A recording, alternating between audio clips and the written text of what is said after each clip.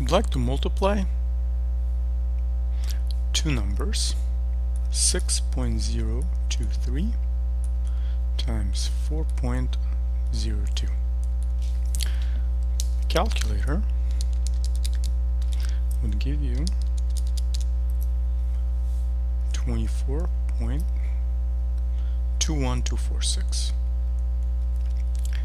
Now, when you do multiplication, you look for the fewest number of significant figures. In this case, this is this,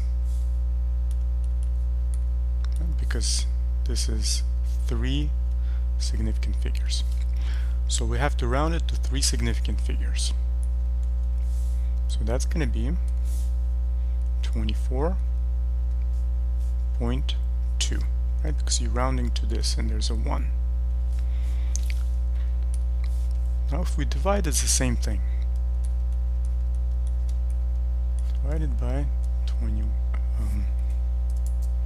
6.3. You would get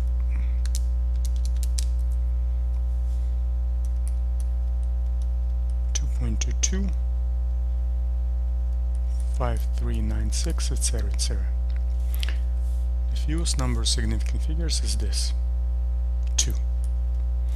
So it rounds to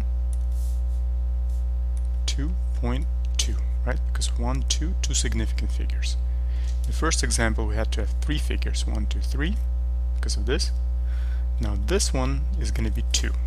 I should circle that probably, like this, so you don't treat it like a division. Okay, so this is how you round to appropriate number of significant figures in division and multiplication. Hope you enjoy this video, and I'll see you in the next one.